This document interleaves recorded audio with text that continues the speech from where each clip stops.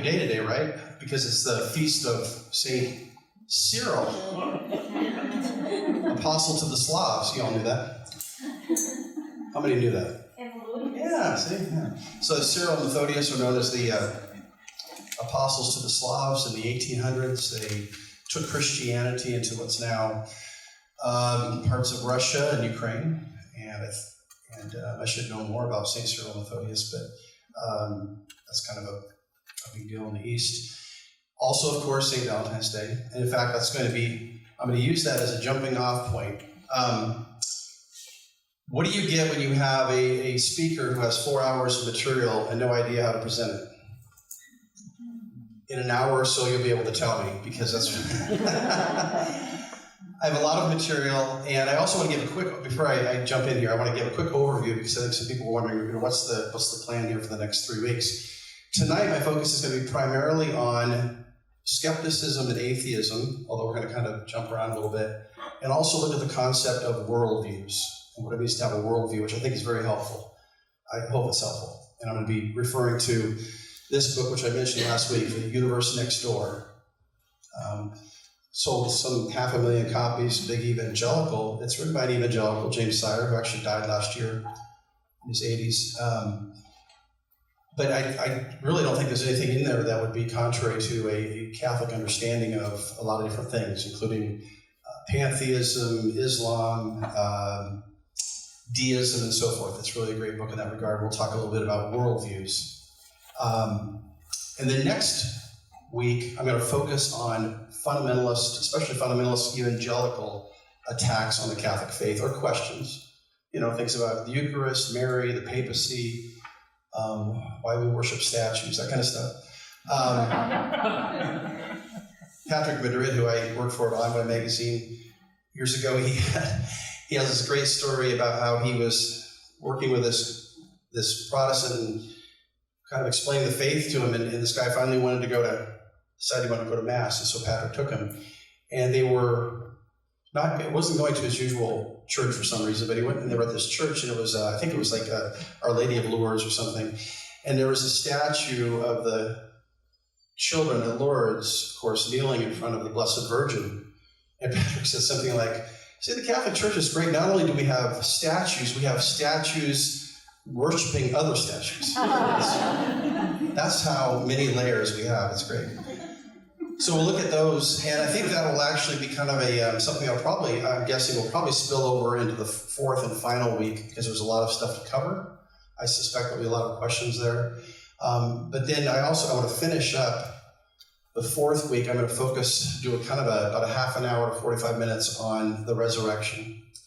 Of course, we're going to be going into Lent and heading towards Easter. It's, I think, appropriate in that regard, but also going back to what I started with last week, and how I really think that the resurrection of Christ is at the centerpiece of course, the entire life and mission of Christ. And it's very important for us to be able to counter. I think it's really something we should be able to bring up, especially with those who deny the resurrection or say, well, we really can't know. No, there's really nothing we can know. We just have to, whatever. I'm going to try to argue that actually is a very lazy and very lacking perspective or approach to take. So I want to start, though, with this actually ties into, you'll see how this ties in a little bit later, I think, and if you don't, that's obviously not your fault. That's your fault, not my fault. This is from a collection of essays by Walker Percy. How many of you have heard of Walker Percy? Oh, that makes me sad. Walker Percy actually played a really key role in me becoming Catholic. And the really short story is that Walker Percy was raised in the South in the early 1900s. I think he was born in 1916, if I'm not mistaken. And came from a very tragic background. He came from a fairly affluent family, but basically both of his parents and his grandfather all committed suicide by the time he was about 12, 14. He was raised by his uncle Will, who was kind of the Southern Stoic, very well known. He wrote a couple of well-known books at the time. And then Percy, who at that time became basically a self-proclaimed atheist, went to medical school at Columbia. And within a couple of years, because he was doing autopsies on cadavers, he contracted tuberculosis. And the short story is that he spent about 3 years bedridden. So all he did was basically read and think. And he read everything from Camus and Sartre to St. Thomas Aquinas or Romano Guardini and Scripture and all these things. And he decided finally at the end of that he was going to do 3 things. He was going to become Catholic, he was going to get married, and he was going to become a writer. Thankfully, because he's a brilliant writer. His first novel, The Moviegoer, won the National Book Award in 1961. He wrote 5 other novels, and then he wrote a bunch of essays. And Percy he has a really wonderful dry wit. And he did a couple of different self-interviews, which are absolutely hysterical. And this one actually is called Questions They Never Bothered to Ask Me. And here's a part, this is one of my favorite little sections. And again, I think as we go forward, you'll see why I'm reading it to you. So he's in the middle of this interview, he is asked by himself, "Aren't you Catholic?" "Yes." "Do you regard yourself as a Catholic novelist?" "Well, since I'm a Catholic and a novelist, it would seem to follow that I'm a Catholic novelist," he says. "And then what kind of Catholic are you?" "Bad." That's his answer. Bad. No, I mean, are you liberal or conservative?" "I no longer know what those words mean," he responds. "I no longer know what those words mean." "Are you a dogmatic Catholic or an open-minded Catholic?" "I don't know what that means either." "Do you mean, do I believe the dogma that the Catholic Church proposes for belief?" "Yes. Yes, I do." "How is such a belief possible in this day and age?" This was done, by the way, in about 1985, I think. So a while back. He died in 1990. Shoot, I should know this. 1991, 92, something like that. Towards the end of his life. "What do you mean? I love this answer. What do you mean? What else is there?" He's asking himself this question: is humanism, atheism, agnosticism, Marxism, behavioralism, materialism, Buddhism, Mohammedanism, Sufism, astrology, occultism, theosophy? "That's what I mean," he responds. "To say nothing about Judaism and Protestantism, well, I would include those along with the Catholic Church in the whole peculiar Jewish Christian thing. I don't understand. Would you exclude, for example, scientific humanism as a rational and honorable alternative?" "Yes, I would exclude it," he says. "Why?" "It's not good enough." This, by the way, he's a former atheist. Okay? And then here's my single favorite quote from Walker Percy. He asked himself, well, why not? Why is it not good enough? Secular humanism. He responds, "This life is much too much trouble, far too strange, to arrive at the end of it, and then be asked what you make of it, and have to answer scientific humanism. That won't do. That's a poor show. Life is a mystery, love is a delight. Therefore, I take it as axiomatic that one should settle for nothing less than the infinite mystery and the infinite delight that is God. In fact, I demand it. I refuse to settle for anything less. I don't see why anyone should settle for less than Jacob, who actually grabbed a hold of God and wouldn't let go until God identified himself and blessed him." And then he's asked, "Grabbed a hold?" He says, "It's a Louisiana expression." And then this last exchange: "But isn't the Catholic Church in a mess these days, badly split, its liturgy barbarized, vocations declining?" He says, "Sure, that's a sign of its divine origins, that it survives these periodic disasters." So very interesting, because it's a little bit timely in our own age and on the era that we're in. We always live in the worst of times, right? Everybody knows that they live in the worst of times. That's easy because we haven't lived in those other times, so we couldn't say it back then, right? It's kind of a fallback. Okay, so I have a tying into that. My kind of title for tonight is Dogma, Sex, Love, Skepticism, God. Not necessarily in those order, that order. And I will start with 2 more quotes. The first here is from Chesterton. And I think I mentioned Chesterton more than once last time. Chesterton, in 1905, as a very young man, I think he was like 31 years old, wrote a book called Heretics. The heretics he had in mind were the anti-Christian writers of his time who were attacking Christianity, saying how it was done, it was over, it's of no value, it's And he wrote this brilliant little book that tore into them in a very elegant and very witty way. And in that book, he writes this. He says, every man in the street must hold a metaphysical system and hold it firmly. This goes back to what I was talking about last week. Everybody has a religion, right? The possibility is that he may have held it so firmly and so long to have forgotten about its existence. This latter situation is certainly possible. In fact, it is a situation of the modern world. The modern world is filled with men who hold dogmas so strongly that they do not even know that they are dogmas. It may be said that even that the modern world as a corporate body holds certain dogmas so strongly that it does not even know they are dogmas. Assumptions. We just assume things. Like, for example, how many people today assume that science is what gives us our ultimate answers, right?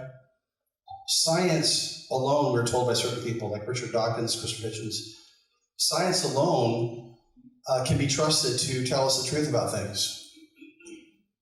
As many have pointed out, one of the problems with that view, which is not scientific, but scientistic, is that science itself can't prove it.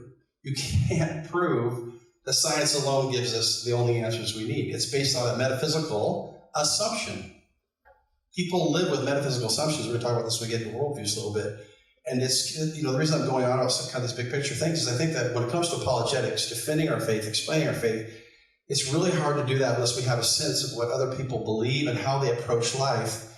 And that's really hard when most people don't know what they believe or why they approach life the way they do, right? We're kind of in this strange situation culturally where we're kind of these archaeologists who have to dig down and figure out what other people believe so that we can actually respond to them in a way that hopefully they'll understand. And you know what? It'll drive you insane. It'll drive you nuts. It's very frustrating. But keep in mind that St. Paul, when he went to Athens himself, was rebuffed by many of the Athenians, right? In fact, St. Paul is remarkable how much of a failure he was. Everywhere he went, he got beat up, stoned, chased out of town, And I say that as a failure facetiously because obviously he wasn't. But he had so much worldly failure, so something to keep in mind. So, Chesterton, heretics. And then later, as some of you might know, Chesterton was asked by people, well, you've given this criticism, these criticisms of all these things, but what's your positive creed? What do you really believe? And he wrote arguably one of his most brilliant books, probably, I think, is the book to start with Chesterton, if you've never read him, Orthodoxy, which I've read many, many times, and it was really key for me becoming Catholic. And I think one of the things about Chesterton that really is really great is that not only that he gives great answers and great arguments, is that he's joyful. He's joyful. He has fun. I mean, he even talks about how orthodoxy is exciting. It's an adventure. It's not this boring thing. If you want boring, you can become an atheist. Atheism is boring. It might be pleasurable for a while. It might be fun for a while, but at the end of the day, it's boring because it presents nothing. It gives you nothing to actually hold on to and really believe. Okay. When people go after the church, a lot of times, certain types of people claim that the church is obsessed with one topic. Why does the church always talk about this one topic? It's not true, the church doesn't, but people say this, right? You know what I'm talking about? What that one topic is? Sex. You're so obsessed with sex. I don't want the Pope in my bedroom. The Pope doesn't want to be in your bedroom. I'm not the Pope's spokesman, but I'm going to go out on a limb and say that's probably the case, right? So here I'm going to give you a quote from Frank Sheed. How many here have heard Frank Sheed? Okay. Frank Sheed was every bit as brilliant of an apologist as C.S. Lewis, G.K. Chesterton, but he's not nearly as well known, which is unfortunate. But Ignatius Press, who I work for, has republished many of his books, and books like Theology and Sanity, which is a must-read for anybody who really wants to do apologetics, I think. Shorter books, one called A Map of Life, which is really great. He wrote about 22 books. And this book was called Society and Sanity, and it was published, check this out, published in 1953. Keep that in mind when I read the first sentence. Here it is. The typical modern man practically never thinks about sex. What? I just watched part of the Grammys. That's all it was. Thought I was watching The typical modern man practically never thinks about sex. I'm actually going somewhere with this, by the way. What's the key word in that sentence? Thinks. People don't think about sex. In fact, that's what he goes on and says. This is great. She writes, modern man, he dreams of it. Of course, by day and by night. He craves for it. He pictures it, is stimulated or depressed by it, drools over it. But this frothing, steaming activity is not thinking. Drooling is not thinking. Picturing is not thinking. Craving is not thinking. Dreaming is not thinking. Thinking means bringing the power of the mind to bear. Thinking about sex means striving to see sex in its innermost reality and in the function it is meant to serve. Our typical modern man, he goes on, when he gives his mind to it at all, thinks of sex as something we're lucky enough to have, and he sees all its problems rolled into the one problem of how to get the most pleasure out of it. And having watched 15 minutes of the Grammys, I can say that's probably true based on what I saw. It's supposedly about music, but that's not what I was picking up. And no, my children were not in the room. To that he gives himself with immoderate enthusiasm and very moderate success. Success, in fact, can never be more moderate because his procedure is folly. Okay. Now, I bring up sex because, one, it of course, gets your attention for at least a little while. But also because that whole thing about modern man does not think about sex is also true of, well, almost everything. St. Valentine's Day, I'm going to talk a little bit about why I think that modern man, for the most part, does not think about love. They hear stuff about love all the time, right? The Beatles, for those of us who have, some of us been around a little bit longer. I wasn't alive when the Beatles were really big, but they wrote all these songs about love, can't buy me love, etc. But what is that? What is that love, right? St. Paul himself, of course, said that the greatest of talk about the theological virtues is love. And John Lennon says all we need is love. But we know that they're obviously talking about very different things, right? So here's a little anecdote from my own background, from my own past, to talk about some of the assumptions we have about love. Years ago, I worked with a lady named Ellen, who was very smart, very funny lady. We had a lot of great conversations, and oftentimes we'd end up talking about religion. She was raised Catholic, but decided years ago there was no God. And it's very interesting talking to Ellen, and she's one of 2 or 3 atheists I've ever talked to in my life who did not express any kind of anger towards God. I'm going to talk a little bit later about a different atheist who so clearly hated God that obviously God existed, even though this guy was an atheist. But I've met, some 2 or 3 different atheists who seem to have no guile in saying, I don't believe in God. There's no anger or animosity. It's just kind of this, there it is, right? So we had this conversation. It was something like this. I said to her, so you really believe that since there's no God and no transcendent reality, the material realm is all that there is? This woman, she works with computers, very smart lady, and she said, yes, that's right. That's all there is. I said, now, I know that you're married and you love your husband and you love your children very much. And she said, yeah, of course. Well, why? And I said, well, if the material world is all that exists, then how do you explain your love for them? She goes, what do you mean, how do I explain my love for them? Like, that's a stupid question. I just love them, right? I said, well, if your presuppositions are correct, then the love you feel for your family must simply be a matter of biology, physiology, neurology. It's just chemical reactions. And then she started to get a little bit annoyed with me. I said, no, I really do love them. And I said, I'm convinced that you love them. I believe that. But it seems to me that your beliefs about God and reality necessarily mean that your love for them is a matter of biology and neurology only. It has just as much meaning as water running down a hill or leaves falling from trees. Yet you and I both know that love is much more than a matter of just biological chance and synapses and chemical reactions. We both know that. And she says, well, why do you think I don't think that there needs to be a God for me to love my family? And I said, well, would you die to save your family? And she said, yes, of course.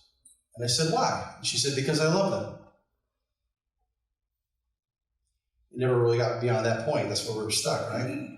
Now, here, in comparison to that, is a guy named Kevin, who was the, and I don't know if he's still around, this goes back to when I was first becoming Catholic.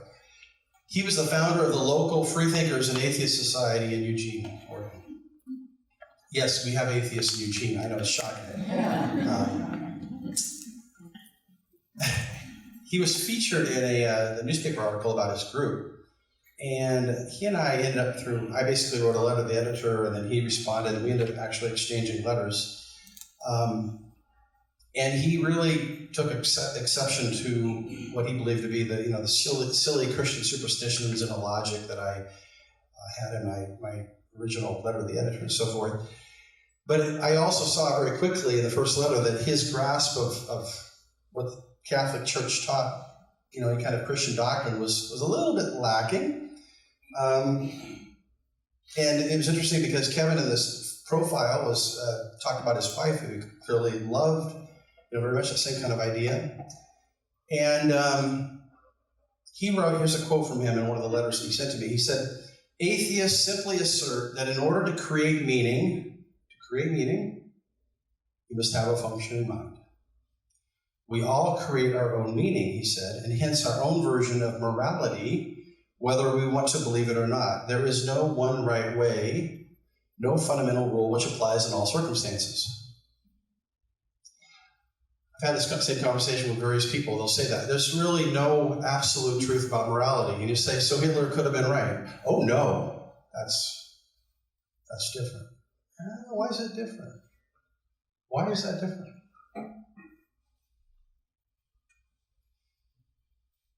So there's this thinking that Kevin expressed where it was really about creating your own meaning. You hear that a lot. People talk about creating. And in fact, many people, I would say, even though they would not maybe put in those terms, that's what they believe, that they create their own truth. And the truth itself is completely subjective and based on what they desire, right?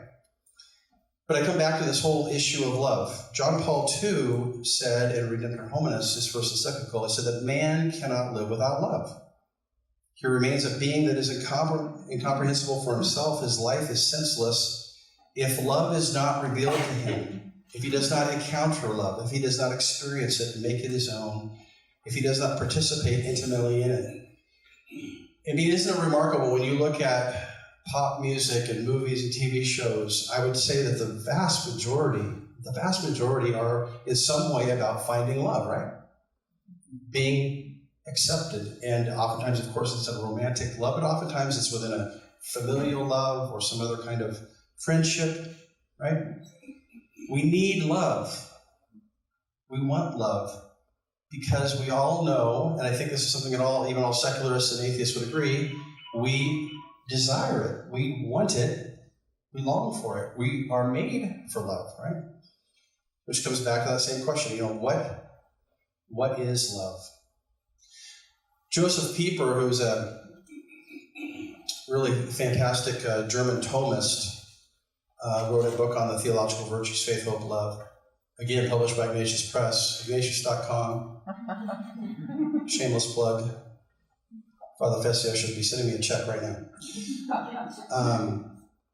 In that book, he wrote on love. He wrote of love as personal, active, and evaluating. It gauges what is beautiful, right, and especially good, and then affirms that it is such.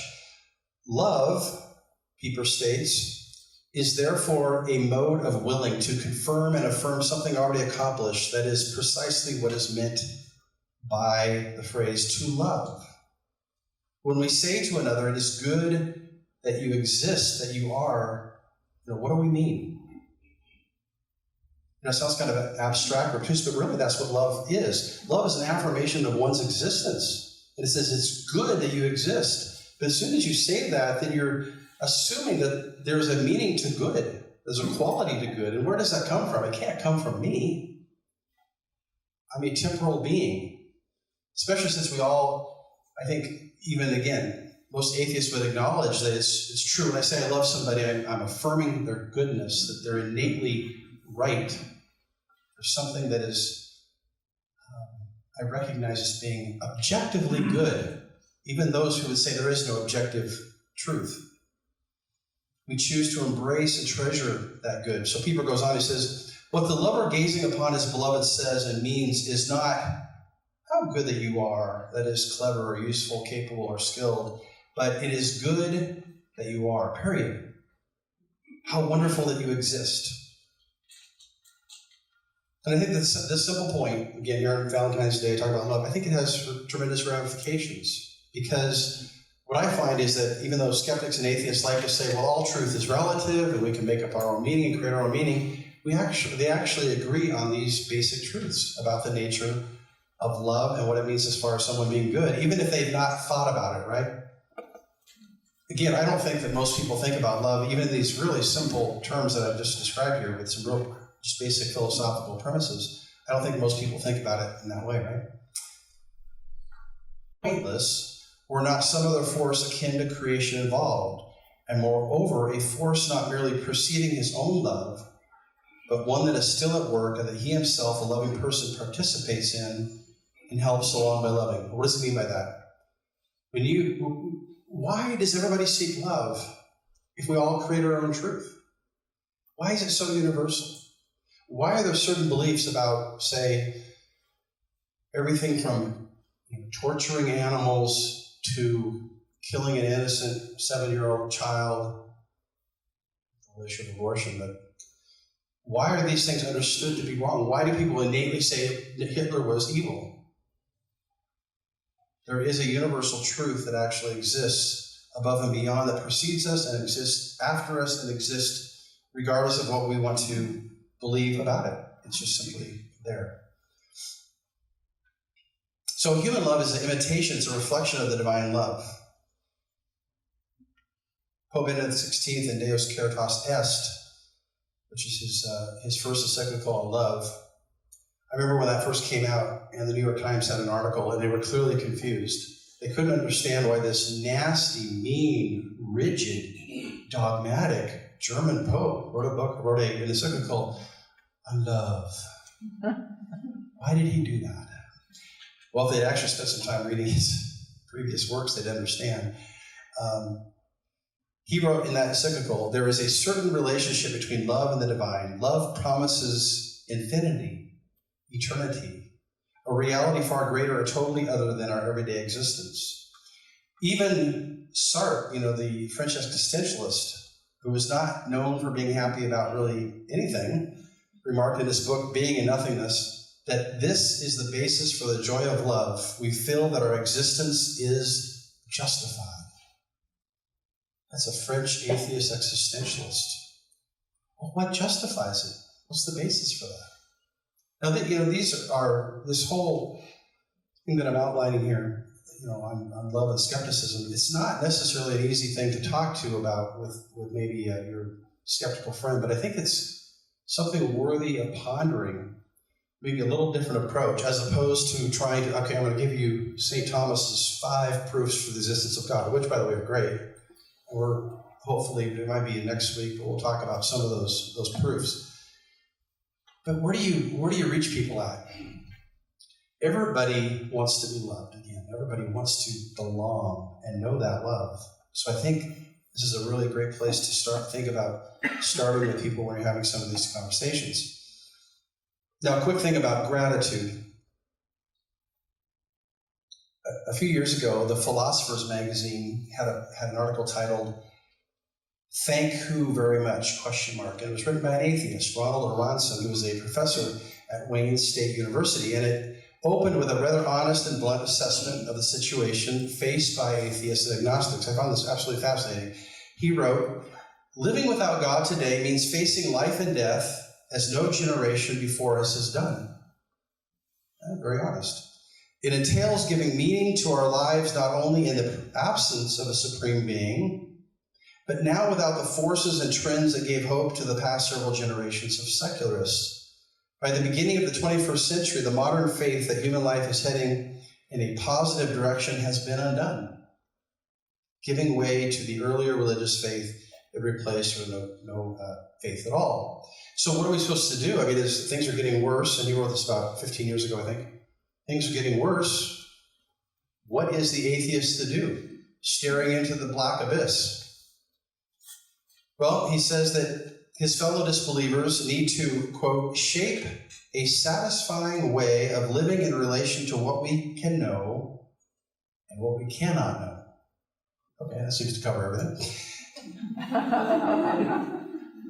Noting that Christianity and Judaism tend to be filled with gratitude, since they believe in a personal God, Olson offers a very startling suggestion, which I'll quote at length, because I think this really gives a kind of an insight into the problem that an honest atheist faces. He writes, "But there is an alternative to thanking God on the one hand and seeing the universe as a cosmic lottery, or as absurd on the other.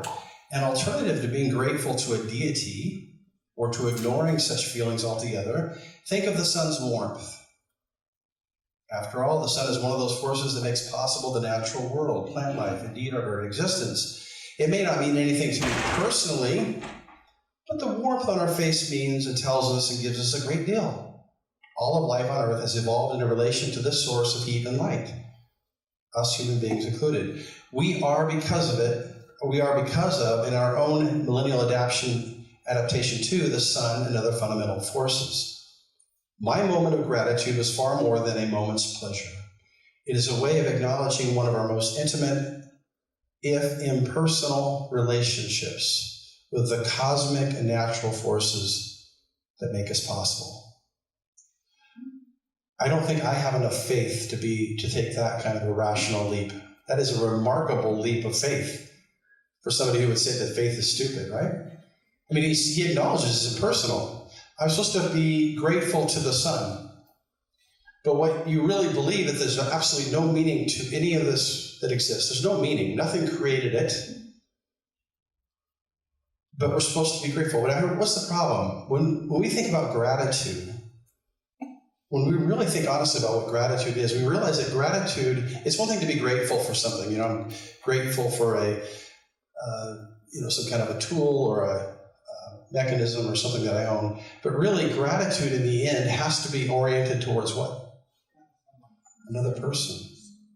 There has to be an actual personal connection and relationship in order for gratitude to actually be authentic and to exist. Right? So he talks about, he appeals to our gratitude to larger impersonal forces, on the cosmos, the sun, nature, etc., etc. But you strip all that away, and we're left with a simple fact that it's not enough. It's not enough. I've already given you that quote from Walker Percy. You know, it's far too strange to arrive at the end of it all and be asked what you make of life and have to say, scientific humanism, yay, go team. That's great fun. So the most convincing explanation, part of this, and this is it's an argument of sorts, but it really tries to appeal to a reality that people, I think, know instinctively, but you have to draw it out, is that divine love is the explanation for human love. There's some kind of love that is objective and beyond, that makes the love that a husband and wife have for one another, that parents have for their children, etc. Man is drawn towards God, even through human love, especially through human love. And it's the Christian story, the Christ story, that makes sense of man's hunger to love and be loved. And really, this is why we come back again to the cross of Christ. We have to eventually point people to the reality that Christ died for us, to get people to see that somehow. And I tell you, this is not always necessarily a am I getting a lot of echo? Okay. It could be just the voices in my head. This isn't always kind of a rational thing, even though we try to present a rational argument. For example, I have a good friends Tony and Amanda Clark, who teach at Whitworth University in Spokane. And the short story is that Tony was a lifelong Catholic, and Amanda, when they got married, was a diehard atheist. It's a whole story there, and they went on for a while, and Tony was kind of coming back to the Catholic faith, and Amanda had been raised, both of her parents taught at the University of Oregon, very highly educated. Between them, they have like 75 degrees. Chinese history, French architecture, Chinese art. I mean, it's amazing. But Amanda told me the story. I said, well, what was the moment? Was there an argument? Was there some kind of something that, you followed it logically? And she said, no. I mean, she's brilliant. Both of them are brilliant. What happened is they were starting to have tension in this marriage because Tony was like, I'm back at the Catholic Church. I'm going to Mass. And then he took that step where he bought a big crucifix and he put it on the living room wall one day when she was gone. I don't know if it was Valentine's Day or not. And she came home and she told me this. I still get chills when I recall how she told me this. It was very simple. She said, I walked in and I saw the crucifix. And she said, I should have started screaming and yelling and raging. And she said, instead, I fell on my face and I wept. I wept. That was it. That was it. At that moment, I met Christ and I was done. Never looked back. Remarkable story. So sometimes we think, bringing up things like the cross and telling people that Jesus died for them, that might be a little, sometimes we just need to place Christ before them. They need to see the reality of what we believe in all of its kind of shocking or scandalous, truth, right? St. Augustine in his Confessions, there's a little bit of an echo, right?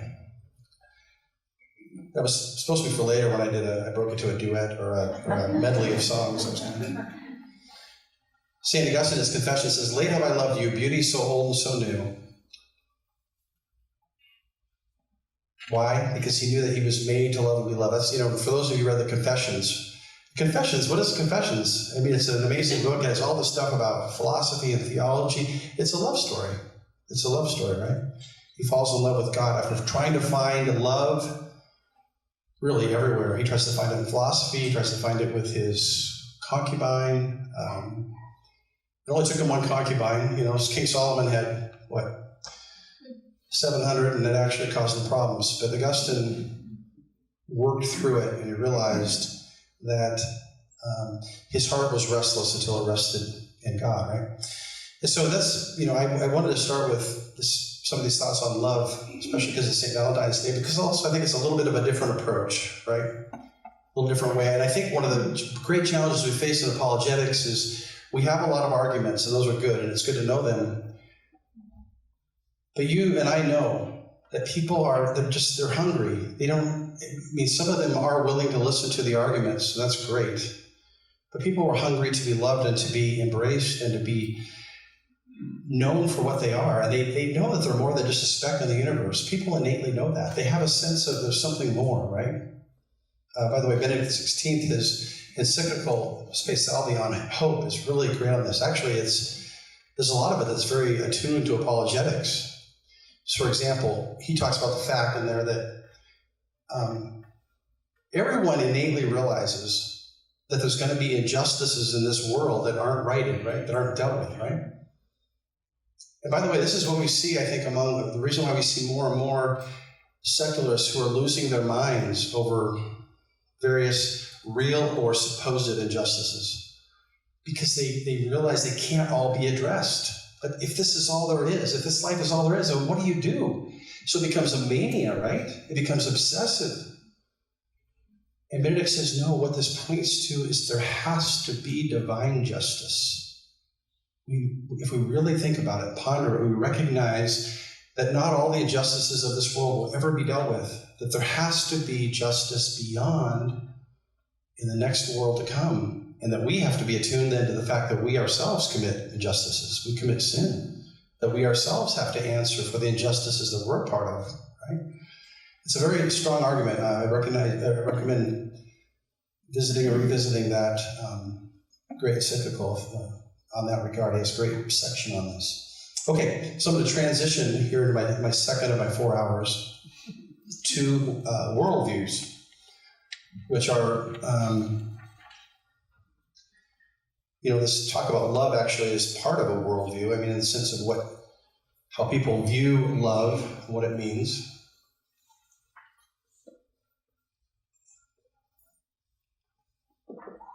worldviews.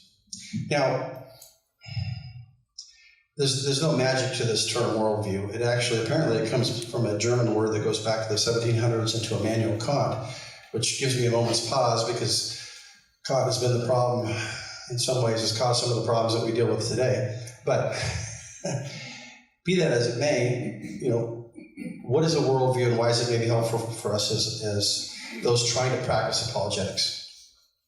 Well, I'm going to take the definition used by James Sire in this book, The Universe Next Door.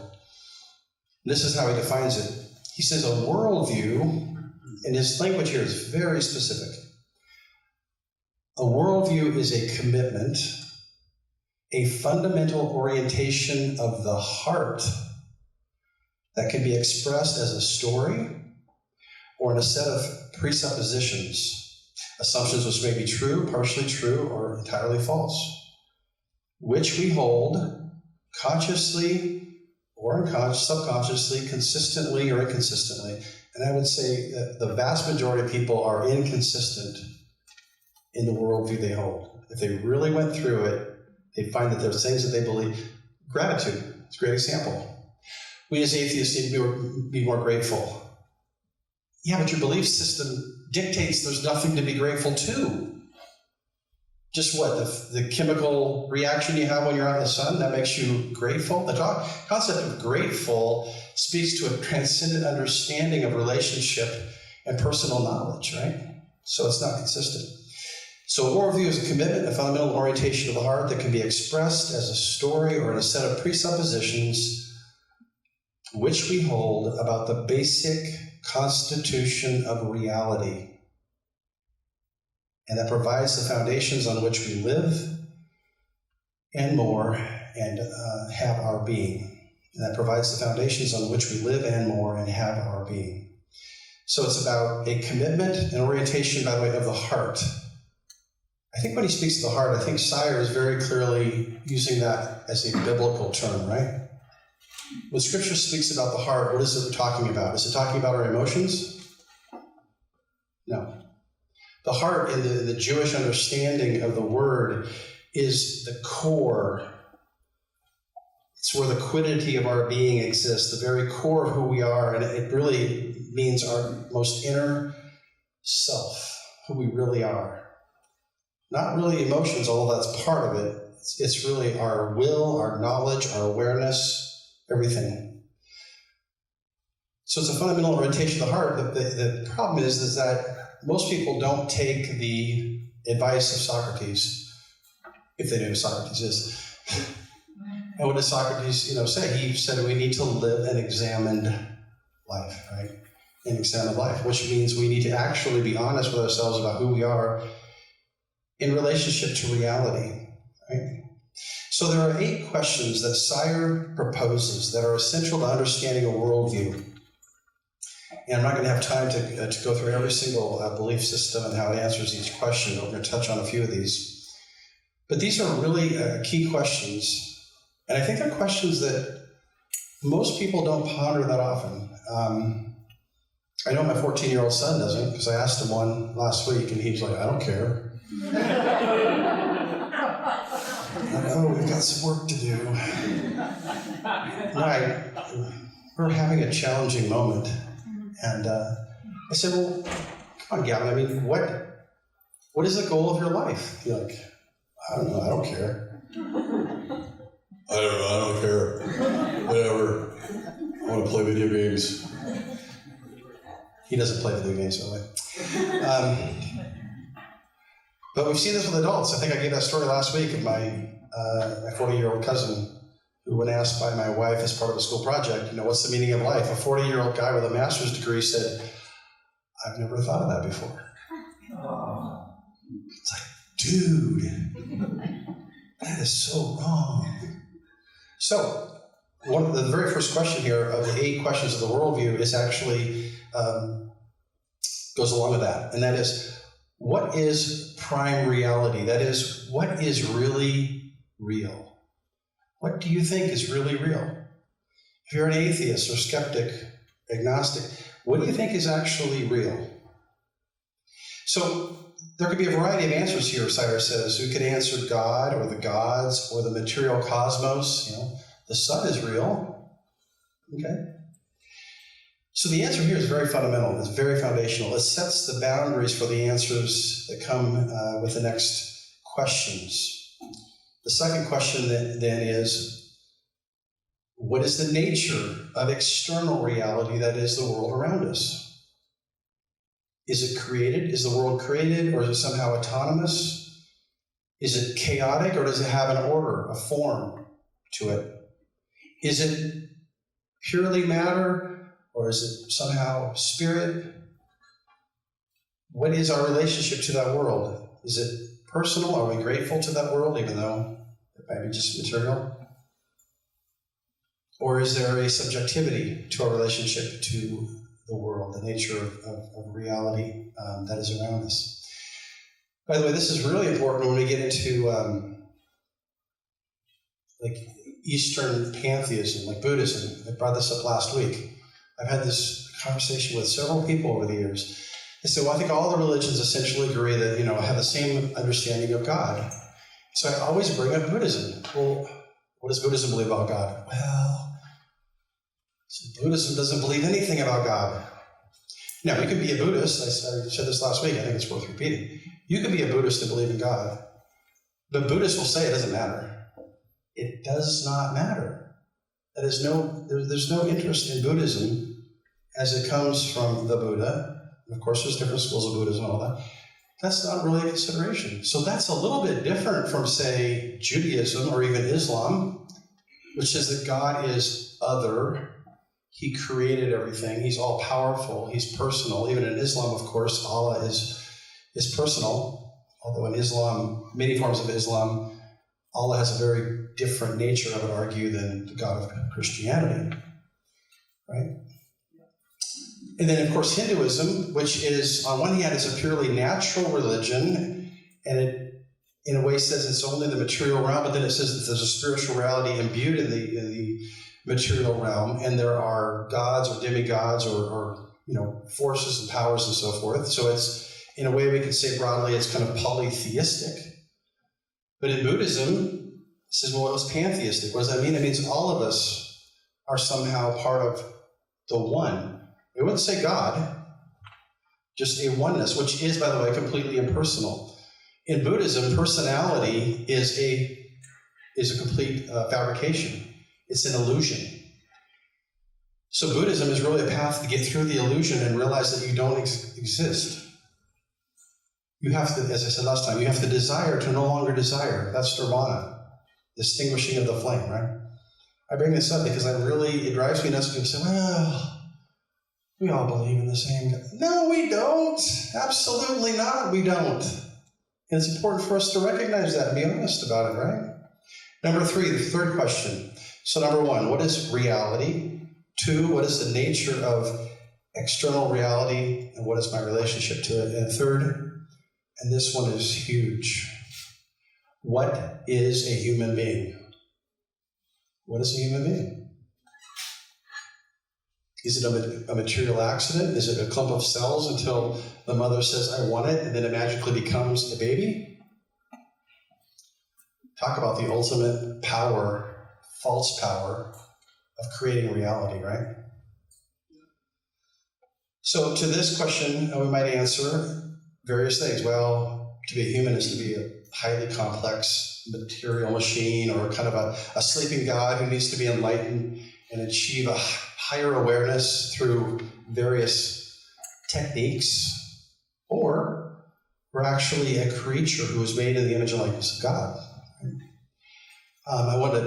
I should mention here Gnosticism, which in the book The Da Vinci Hoax, which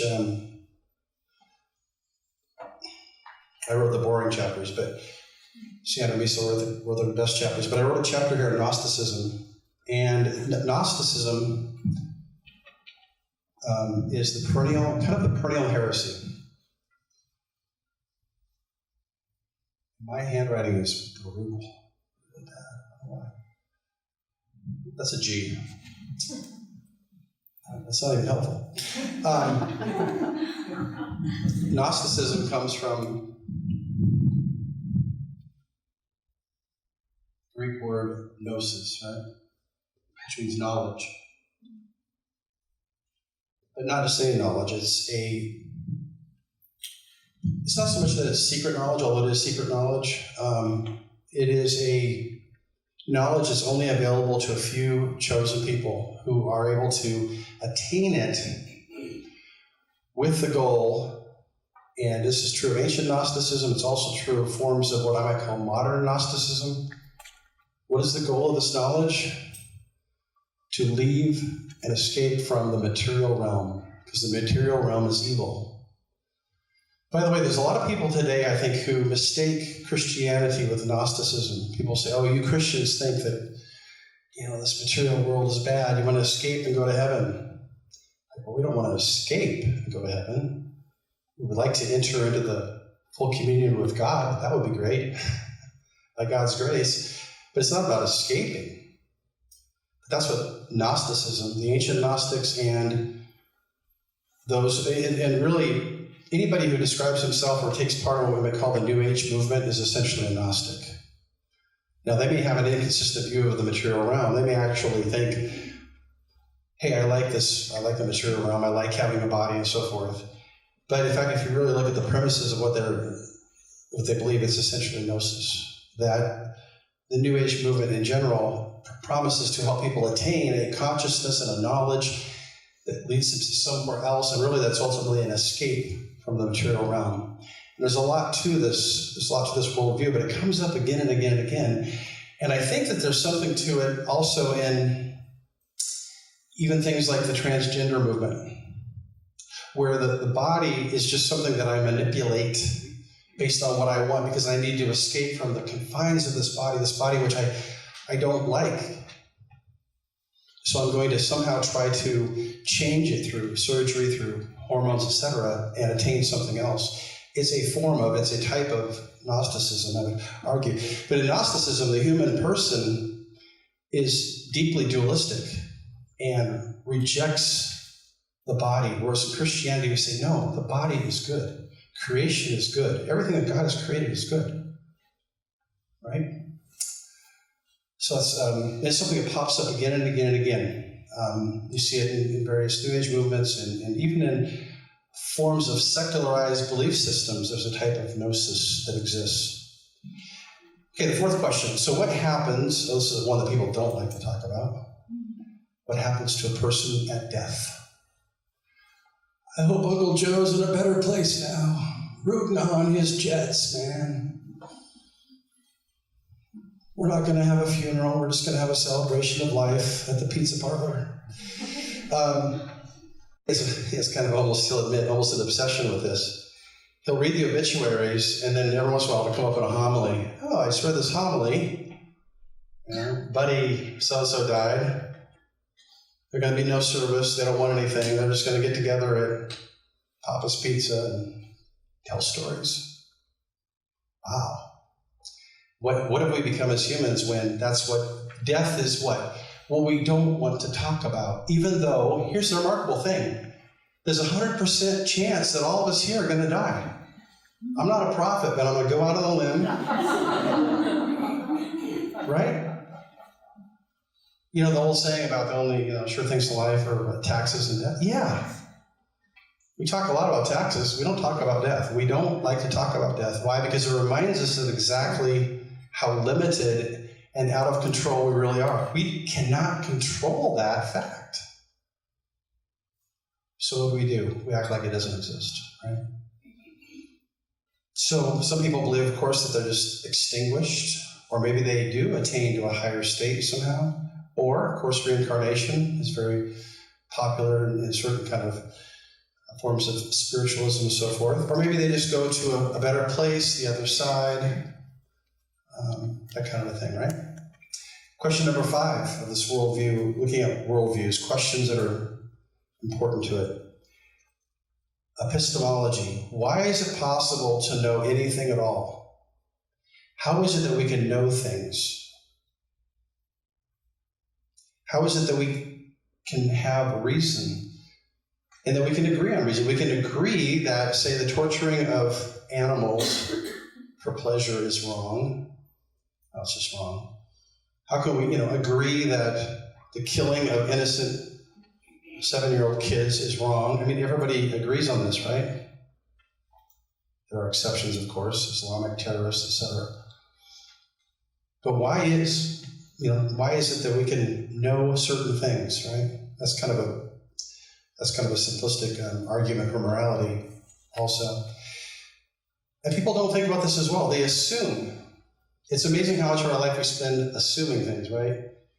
And actually, all of us, people think, well, I couldn't be a Catholic because, faith, faith is just a leap into the dark. It's like anybody who gets up in the morning and lives their day acts in faith, in some kind of faith. They actually believe that things are going to happen in a certain way and that their life's going to have a certain... Otherwise, why do you do it? Why even do it at all? And how is it possible to know the sun's going to come up and certain things are going to happen? Number 6, how do we know what is right and wrong? Morality. How is it that we can know? Is it just something that we construct so that we can all get along? And again, I think examples I've already given point that that's too limited of an understanding. Universally, people understand that certain things are just wrong. That they cause us anger, and rightfully so, to do certain, murder, rape, stealing, and theft, we agree that genocide is horrible. Why? Because it's innate. We just innately know that it's wrong to kill groups of innocent people because of some reason, whether it's racism or a political goal or whatever it is. We know that. But how do we know that? It's one of the key questions of the worldview. 7th, what is the meaning of human history? I think this is one, too, that people don't think about too much.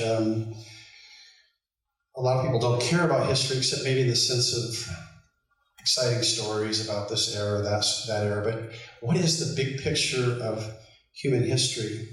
And by the way, this is something why I've always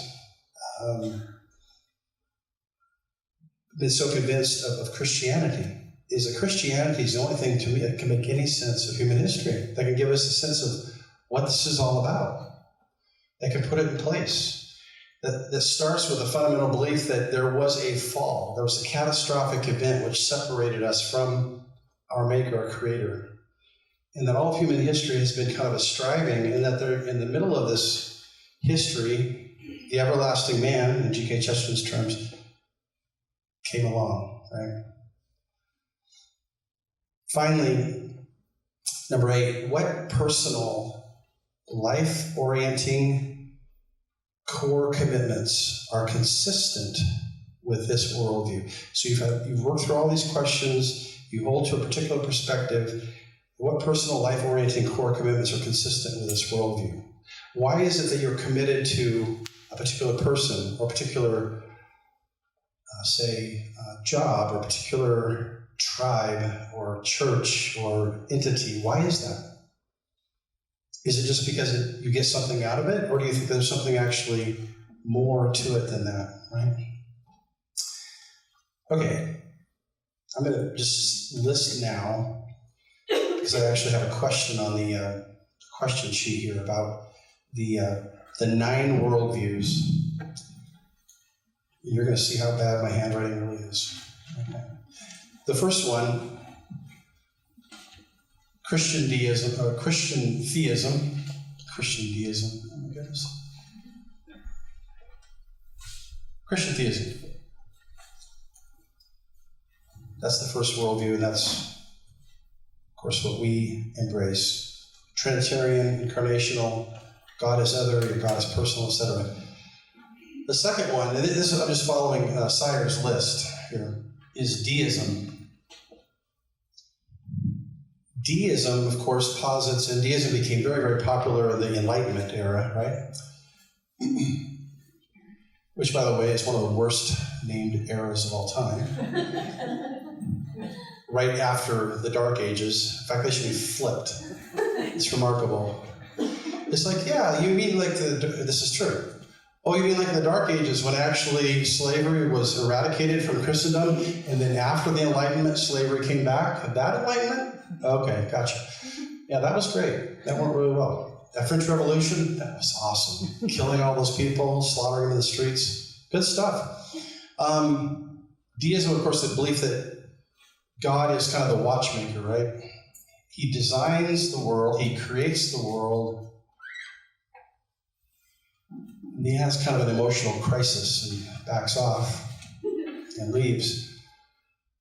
This, of course, came out of a very rationalist approach to reality, to theology, where part of it was a lot of the Enlightenment era thinkers, French, German, etc., said, well, obviously we don't believe that God became man, and we don't really believe miracles. I mean, we observe scientifically, we don't see miracles, so that's not really true. We can only really believe, following Descartes, who was a believing Christian, and then later Francis Bacon, etc., said, well, we can only really know what we can observe and scientifically quantify, and so there may have been a creator of some sort, but if so, he no longer is involved in this world. He's no longer involved in our daily affairs. He's like an absentee father. He's done. And of course, some of the founders of the United States were deistic in various ways. Lots of arguments over that, but there's no doubt that, like Ben Franklin and others, were deists. Naturalism is the third, and this has nothing to do with growing organic foods. So naturalism just follows from the Enlightenment, which basically says it's a very materialist perspective. It believes that we can only really know what we see in nature, the material realm, and we can only live in accord to what we observe scientifically and so forth. So it follows from that. But naturalism kind of goes a step further and essentially says, well, there might be some kind of God or deity, but that's not really important. It really has nothing to do with me. It doesn't really matter. It doesn't affect my daily life, right? And so then, and some of these things are obviously flow from each other or connected in various ways, and it's kind of roughly chronologically in some ways. Nihilism.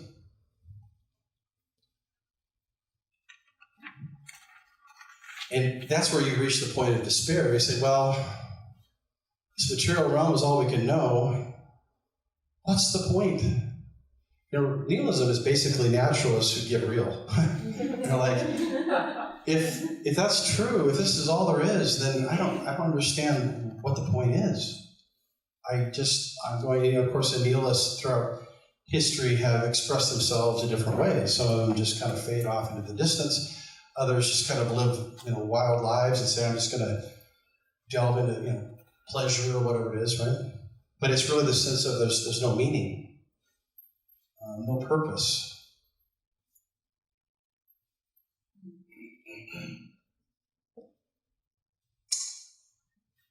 Fifth is existentialism.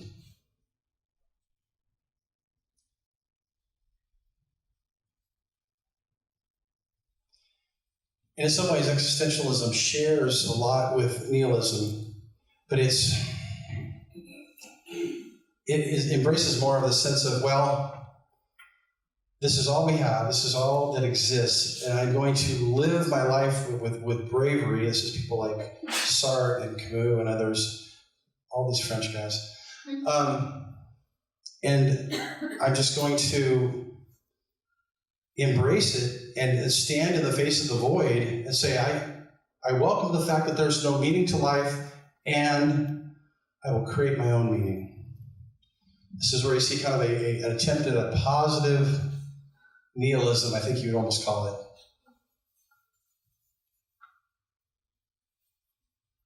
Through my experience, I will somehow create meaning. And it's irrational. Existentialists embrace the fact that what they're doing is irrational. It goes contrary to the evidence. But they say, regardless of that, I will pursue it to the bitter end. Which, for men like Camus, meant suicide.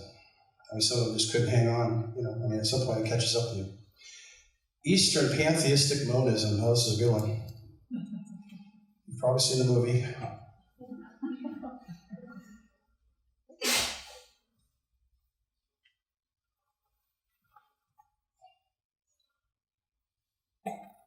And of course, the primary, I've already mentioned this, the primary form of this that we know is Buddhism. Pantheistic refers to the fact that it's belief that there's one reality, and monism is a singular reality, and that we all share. That my running joke is, we're all God, it's just that we haven't figured it out yet, right? How smart is God if he doesn't know he's God? That's my question. If God stopped believing himself, would he exist? It keeps me up at night. Actually, there's good questions to that from the tradition. You could also include in here, in general, the New Age movement. And of course, it has its roots, again, the Eastern. You see this coming out of, the Buddha came out of India, and now, of course, it's something that's embraced throughout the world, but it's rooted in the Eastern tradition. And then actually, Sire does distinguish here, and he does throw in the New Age movement. And I think his goal here is to distinguish between this, and this would be the Western form of it, even though it borrows very deeply from the Eastern perspective. You know, the New Age movement, especially like you see in America, is of course very commercialized. We do that with everything, right? As Americans, that's our great genius. Is we take stuff, we make it worse, and then we sell it like it's better. That's not entirely fair. That's not entirely fair. And the eighth one is very interesting. It's very hard to define. Postmodernism. Now, one thing that he doesn't have in here is modernity itself, but I would say that modernity flows from naturalism, and that actually existentialism and nihilism actually kind of are deeply related to postmodernity, because what happens, modernity, and this is very simplistic, modernity said, hey, we can give you answers, we have science, we have everything figured out, here it is, we laid it out for you, you work this job 40 years, you get retirement, you go travel, you die, you don't exist anymore, it's great, it's a great life. The postmodernist says, you know what? I don't like it. It kind of bothers me. I think there's something more. I just don't know what it is. And so the postmodern person is kind of in the state of grappling with, can I really know truth? Is truth, and we kind of live in that situation now where people there's this big mix, a hodgepodge of things where people, they still embrace some of the elements of naturalism, materialism, but most people kind of know there's something more, and so they have kind of this postmodern approach where, well, there's got to be something else that I can do. There has to be some meaning. But postmodernity becomes so obsessed with finding meta-narratives and things that undermine reality that people just end up going in kind of these labyrinth-type mind games with postmodernism, as you find people like Derrida and Foucault and so forth. If you ever want to lose your mind, you can read some of those guys. Foucault was really messed up, but very, very influential in the academic realm. Islamic theism is the final one here.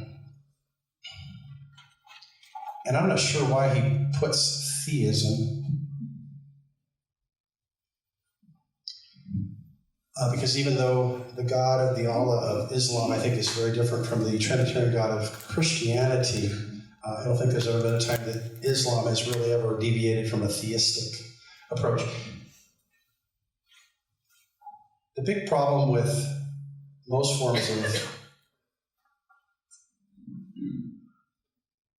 Islam, of course, as you all know, is voluntarism, right? How many of you ever read Benedict XVI's famous or infamous Regensburg Address? Probably the most misunderstood, misrepresented papal document of all time. 2005? Yeah. Or 2008, I forget. Pope Benedict gave a very famous lecture at Regensburg University in Germany, which is where he taught for many years, going back to when he was a younger professor. And he starts out, of course, you know the story, he talks about Islam, and there was a lot of hubbub about, well, he insulted Islam. Yeah. But really, to put it real simply, what he said was, he asked the question. And he starts out with Islam, but really his focus is the Western world. And this is a really key issue about the nature of God. Is God primarily will or logos? Reason.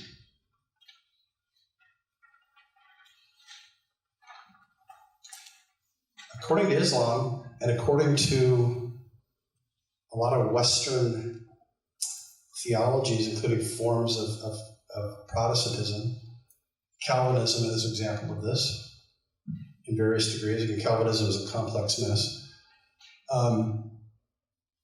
God is primarily will.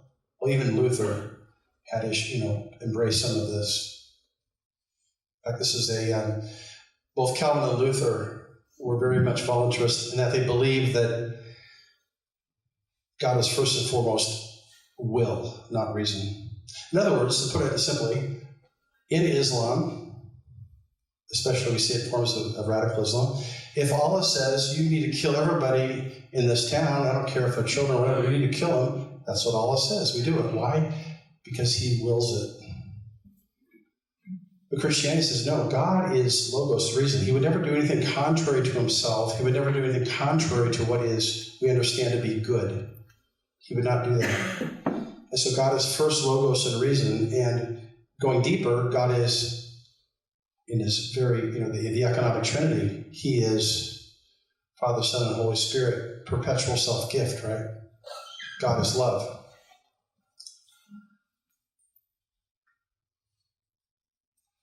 For most Muslims, God is not love. God tells you what to do. He is a master, and He is to be believed and followed absolutely, because He said so. He has all power. Whereas God calls us into a relationship that is one of authentic exchange and gift. That's not the case. And Luther and Calvin flirted with this in various ways, but both men, I think, were inconsistent in how they handled that. Okay.